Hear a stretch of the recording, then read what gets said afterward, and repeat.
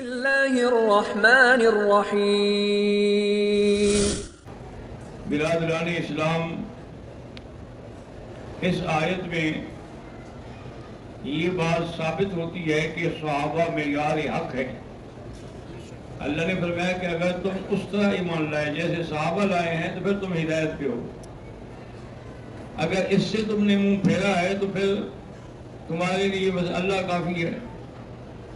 اور اسی لیے حضور پاک نے بڑی وضاحت سے فرما دیا کہ اصحابی کا نجوم، میرے صحابہ تاروں کی مانند ہیں، فَبِأَيِّهِمْ اقْتَدَيْتُمْ اهْتَدَيْتُمْ، جس صحابی کا بھی دامن پکڑ لیا تو ہدایت پا جاؤ گے۔ میرے صحابی ستاروں کی مانند ہیں، کیا مانا؟ جیسے ستارے بہت زیادہ ہیں اسی طرح میرے صحابہ زیادہ ہیں، جیسے ستارے بلند ہیں اسی طرح میرے صحابہ کی شان بھی بلند ہے۔ جیسے کوئی ستاروں میں تھوکے تو وہ تھوک اس کے منہ میں آئے گی، اسی طرح جو صحابہ کو برا کہے تو اس کا عذاب بھی اسی کو ہوگا۔ حضور صلی اللہ علیہ وسلم نے بڑی وضاحت کے ساتھ فرما دیا ہے، اور یہ بھی بتلا دیا کہ اللہ کے پیغمبر جو آئے ہیں تو ان کا کام کیا تھا؟ فرمایا کہ وَعَلِّمُهُمُ الْكِتَابَ وَالْحِكْمَةَ وَيُزَكِّيهِمْ إِنَّكَ أَنْتَ الْعَزِيزُ الْحَكِيمُ، کہ اللہ کے پیغمبر قرآن کی تعلیم دیتے ہیں اور ان کے باطن کو صاف کرتے ہیں، اور اللہ کے پیغمبر ان کو سنت کی تعلیم دیتے ہیں۔ تو جب یہ ساری تعلیمیں انہوں نے حضور سے حاصل کر لی ہیں تو پھر ان کے معیار حق ہونے میں کیا شبہ ہو سکتا ہے؟ اور اسی طرح یاد رکھیں کہ بخاری شریف میں ہے، حضرت ابی ہریرہ رضی اللہ تعالیٰ عنہ کی روایت ہے کہ 3 شہید ایسے ہیں جس کی کوئی مثال ہی نہیں ملتی، کہ حضور صلی اللہ علیہ وسلم نے ثابت انصاری کو 10 صحابہ کے ساتھ بھیجا کہ فلاں علاقے کے اندر جو کفار ہیں ان کے بارے میں تحقیق کرو، تجسس کرو اور پھر مجھے آگے بتاؤ۔ وہ صحابہ رضوان اللہ علیہم اجمعین چل پڑے۔ جب وہ مقام رجیع پہ پہنچے تو بنو حذیل کا 100 تیر انداز جو ہے وہ ان کو گھیر دیا۔ انہوں نے کہا ہم آپ کو آگے نہیں جانے دیں گے، یا تو آپ ہماری امان قبول کریں۔ تو صحابی جو اس وفد کا امیر تھا ثابت انصاری، اس نے کہا واللہ لا اکبر ذمۃ کافر، کہ میں کسی کافر کی زبان قبول نہیں کرتا۔ بہرحال پھر انہوں نے اس کو بھی شہید کر دیا۔ باقی جو صحابہ تھے جو ان کے ساتھ تھے انہوں نے بھی مقابلہ کیا جتنا کر سکتے تھے، ان میں سے بھی 6 شہید ہو گئے، 3 بچ گئے، جن میں حضرت زید تھے اور حضرت خبیب تھے اور حضرت مقداد تھے۔ یہ 3 بچ گئے، انہوں نے کوشش کی لیکن ان کو قتل نہیں کیا بلکہ ان کو مکے میں لا کر بیچ دیا۔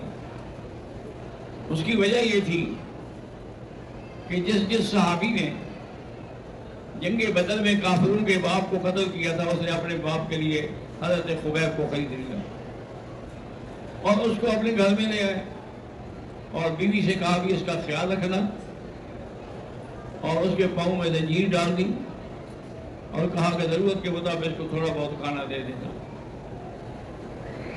یہ کہہ کہ وہ کسی اپنے مسائل میں الجھا وہ تو وہاں چلا گیا۔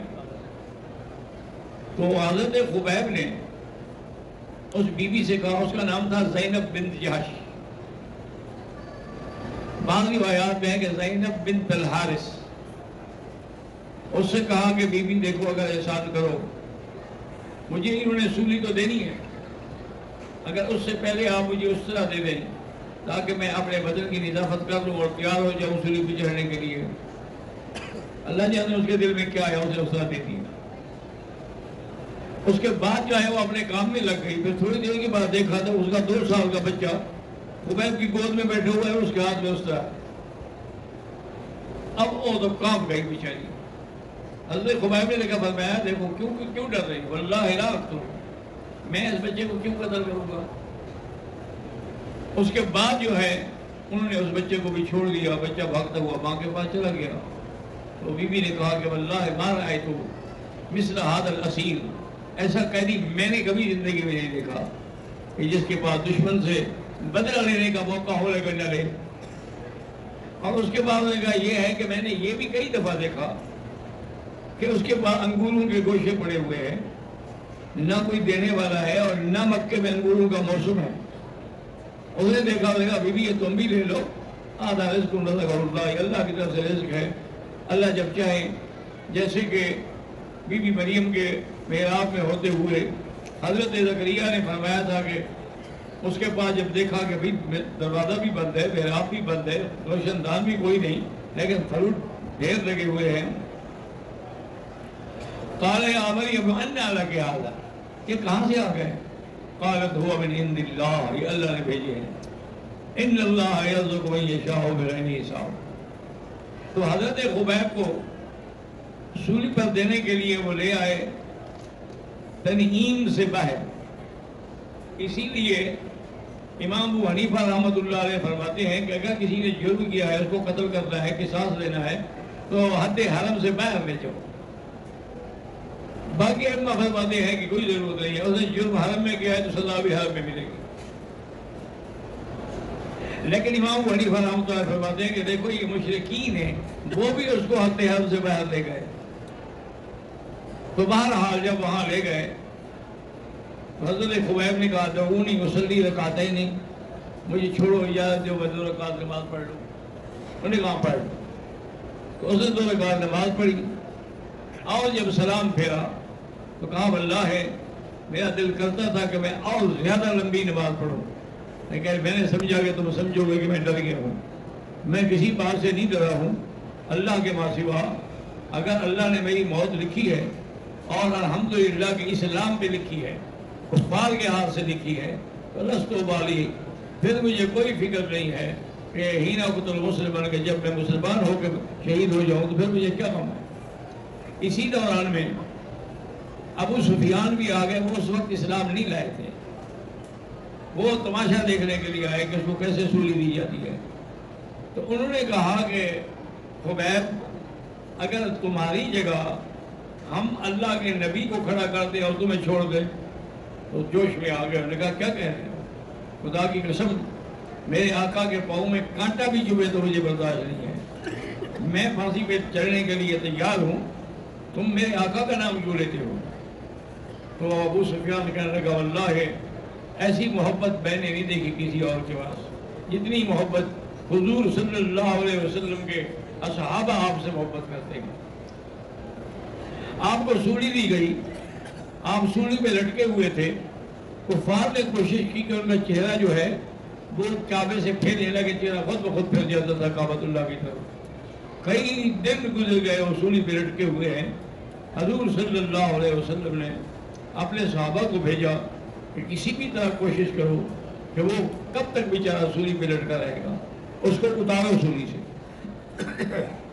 وہاں جب آئے آگے دیکھا کہ قریش کے مشرکین نے تو باقاعدہ پہرا لگایا ہوا ہے، وہ رات دن پہرا دیتے ہیں تاکہ کوئی اس کو سولی سے نہ اتار سکے۔ کہتے ہیں کئی دن کے بعد ایک رات اسے کچھ صحابہ کو موقع ملا کہ آج ذرا پہرا کم ہے، تو انہوں نے حضرت خبیب کو سولی سے اتارا اور اونٹ میں لے کے اونٹ دوڑا دیے۔ مشرکین مکہ جو تھے وہ بھی اس کے پیچھے دوڑے، ان کو جب پتہ لگا کہ ہمارا قیدی چلا گیا ہے، تو آپ نے یہ کیا کہ اگر میں اسی طرح اونٹ دوڑاتا رہا اور یہ گر گیا تو اس کی توہین ہوگی، اس کو کیوں نہ ہم اونٹ سے اتار کے زمین پہ لٹا دیں۔ تو انہوں نے اونٹ کھڑا کیا، اس کو اتارا، زمین پہ لٹا دیا سیدھا کر کے۔ اتنی دیر میں کافر بھی آ گئے۔ اللہ کی شان دیکھیں، وہ کہتے ہیں ہم دعا مانگ رہے تھے کہ یا اللہ اس بیچارے کی لاش کی بے عزتی نہ ہو، تو زمین پھٹ گئی اور وہ زمین میں چلے گئے۔ اسی لیے ان کا لقب تھا بلی الارض، جس کو زمین نے اپنے اندر لے لیا۔ تو اب کافر کیا کر سکتے تھے؟ جب ایک آدمی ہے ہی نہیں ظاہر طور پر تو اس کے ساتھ تو کچھ نہیں کیا جا سکتا۔ تو وہ کافر بھی واپس چلے گئے، اور صحابہ کچھ دن انتظار کے بعد کہ دیکھیں کہیں ایسا نہ ہو کہ اس کی لاش کو پھر نکال لیا جائے۔ لیکن اللہ کی شان یہ ہے کہ پانی آسمان سے برسا اور پہاڑوں سے ایسے آیا جیسے سیل آتی ہے، اور اس کی لاش کو بہا کے لے گیا۔ تو الحمدللہ مطمئن ہو کر وہ لوگ آئے اور حضور صلی اللہ علیہ وسلم کو آ کے خبر دی۔ اسی طرح بخاری میں یہ روایت ہے اور حضرت ابی ہریرہ سے روایت ہے کہ 3 شہید ایسے ہیں جن کا کوئی مقابلہ ہی نہیں۔ 3 شہید جو اللہ کے نام پہ شہید ہوئے ہیں، ان میں ایک حضرت عمار ہیں، حضرت یاسر ہیں، اور ان کی والدہ بی بی سمیہ ہے۔ اور یہ بی بی سمیہ جو ہے نا، یاد رکھو، یہ اسلام کی سب سے پہلی عورت ہے جو شہید ہوئی ہے۔ اور اس طرح ظلم کیا اس سے ابو جہل بدبخت نے کہ 2 اونٹ منگوائے اور بی بی کے پاؤں میں رسی باندھی، دوسرے پاؤں میں رسی باندھی، اور اونٹوں کو مختلف طریقے سے دوڑایا گیا، کدھر دوڑے تاکہ بی بی درمیان سے چیری جا سکے۔ جب اونٹ دوڑے تو ظالم نے آپ کی شرمگاہ میں نظر مارا، نتیجہ یہ نکلا بہرحال کہ بی بی شہید ہو گئی۔ اللہ تبارک و تعالیٰ کے لیے یہ سب سے پہلی شہید عورت ہے۔ اسی طرح حضرت عمار رضی اللہ تعالی عنہ، ایک دن حضور آئے تو دیکھا کہ دشمن ان کو انگاروں پہ لٹا رہے ہیں۔ آپ نے دیکھا کہ کتنا بڑا ظلم ہے، تو اللہ کے پیغمبر نے آ کے اس کے سر پہ ہاتھ رکھا اور فرمایا یا نار غولی کن علی عمار بارد بردن کما کنت علی ابراہیم، اے آگ ٹھنڈی ہو جا جس طرح ابراہیم پہ ٹھنڈی ہوئی، عمار پہ بھی ٹھنڈی ہو جائے۔ تو اب کافر حیران ہو گئے تو آگ ٹھنڈی ہو گئی۔ حضرت عمار کے قریب حضور گزرے، فرمایا صبر کرو، اللہ تمہیں صبر کا اتنا بڑا بدلہ دیں گے۔ دنیا جنت کے لیے بھاگتی ہے، جنت تمہاری مشتاق ہے۔ ان الجنت مشتاق الی عمار و سلمان و یاسر، ان 3 کے لیے تو جنت انتظار کر رہی ہے، تم کس بات کا فکر کرتے ہو؟ تو اللہ تبارک و تعالیٰ نے ایسے مثالیں اور ایسے واقعات پیش فرمائے کہ جو دنیا میں جن کا کوئی توڑ نہیں اور جس کا کوئی مقابل نہیں ہے۔ وجہ کیا تھی کہ وہ حضور کے صحابہ تھے، انہوں نے حضور سے دین سیکھا، حضور سے قرآن سیکھا، حضور کی زبان مبارک سے کلمہ پڑھا اور حضور کی اقتداء میں نمازیں پڑھی۔ تو تمام اعمال کے شاہد جو تھے وہ صحابہ ہیں۔ تو اگر کوئی صحابہ کو نہیں مانے گا تو اس نے گویا اسلام کو نہیں مانا، کیونکہ شہود اگر جھوٹا ہو جائے تو خود بخود ختم ہو جائے گا۔ تو یہ اللہ تبارک و تعالیٰ کی بہت بڑی عنایت تھی کہ اللہ نے آپ کے صحابہ کو، حضور صلی اللہ علیہ وسلم کے صحابہ کو حضور کے دین کا وارث بنایا، اور اللہ پاک نے ان کو اتنی ہمت دی کہ جنگ یرموک کے موقع پر حضور نے حضرت خالد بن الولید کو کمان دی۔ اب جب وہ موقع پر آئے تو انہوں نے دیکھا کہ دشمن کی تعداد تو 1 لاکھ سے بھی زیادہ ہے اور میرے پاس تو 35,000 صحابہ ہیں، لیکن خالد بن الولید چونکہ اپنے وقت کا ایک ایسا جرنیل تھا جس کو دشمن بھی مانتے تھے، اس نے ان کے مقابلے پر 35 صفیں بنائیں، ایک صف، دوسری، تیسری، اور ان کو سمجھا دیا کہ جب اگلی صف ناکام ہو تو دوسری آ جائے، وہ ناکام ہو تو تیسری آ جائے۔ جب جنگ شروع ہوئی تو جنگ کے نتیجے پر ان کے 3,000 صحابی شہید ہوئے، ان کا 70,000 مارا گیا، 70,000 مارا گیا۔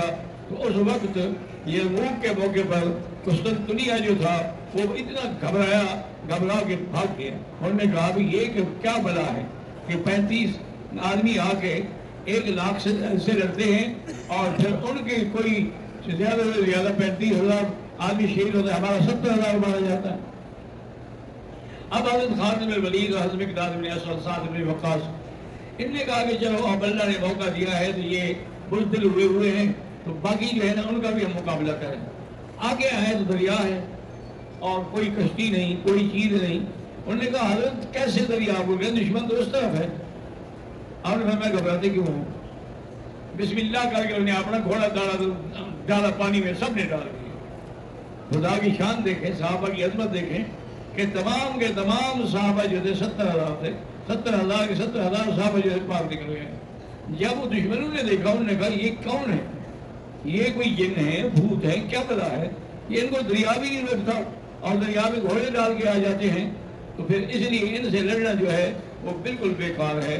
وہ اسی لیے وہ وہیں سے واپس بھاگ گئے اور صحابہ رضوان اللہ علیہم اجمعین نے وہ سارا علاقہ جو تھا اپنے قبضے میں لے لیا، فتح کر لیا، حضور کو خبر دی گئی، حضور بڑے خوش ہوئے۔ اللہ آپ کو بھی ہمیں بھی صحابہ کی مکمل اتباع نصیب کرے۔